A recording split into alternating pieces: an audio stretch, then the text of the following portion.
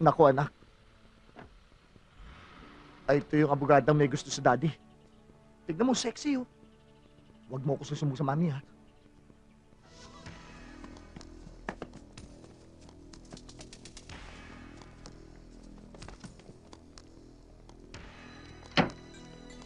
Pare, pagkatapos mo magkape, patay mo ilaw, ah. Oh, sige.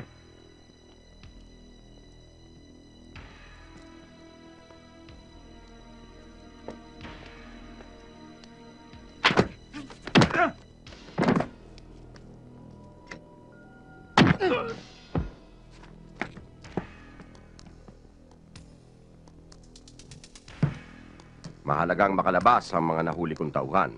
Partner. Marami akong palad na pagbibigyan ngayon.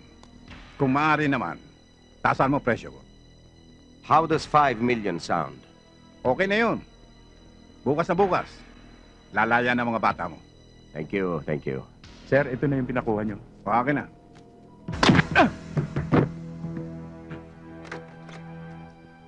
What's the meaning of this?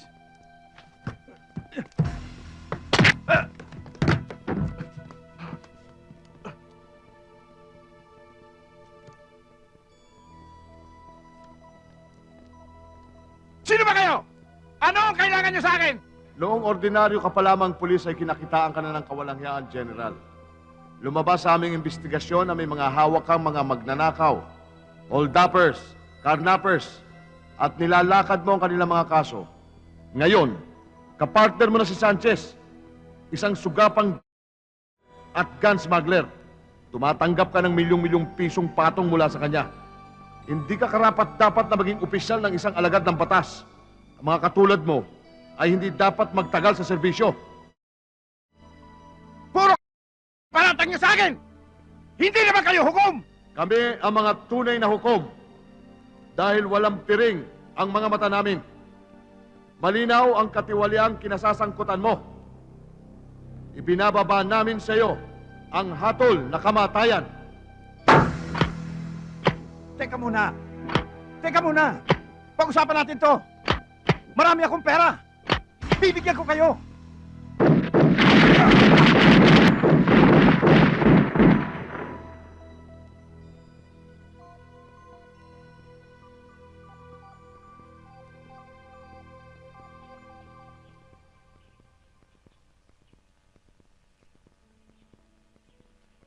Junior,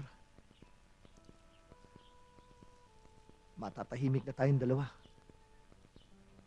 Wala na si Marco. Ang sarap ng pakiramdam ko, anak. Pero may isang problema eh.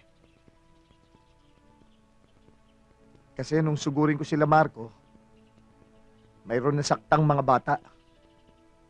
Nagreklamo yung mga magulang. Kinundi na ang ginawa ko. Hindi ko naman sila masisisi. Kaya anak, baka masuspindin daddy ha. Kasi...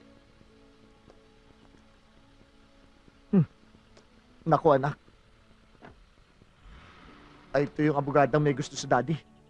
Tignan mo, sexy oh. Huwag mo ko susumbong sa mami ha.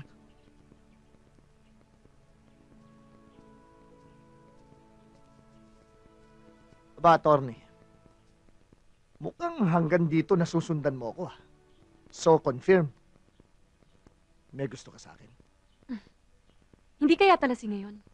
Hindi ako nalalasing, attorney. Nakakainom. Pero never lasing. I just want you to know that you're my prime suspect for the death of my father. At hindi kita titigilan hanggat hindi kita nakikita sa loob ng kulungan. Wala akong kinalaman sa pagkamatay ni General Montero, attorney. Pero kung ako suspect mo, patunayan mo sa korte, nakahanda ako.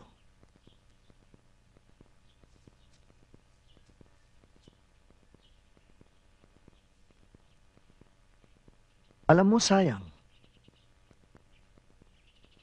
Ang ganda-ganda mo pa naman. Alam mo, bagay tayo.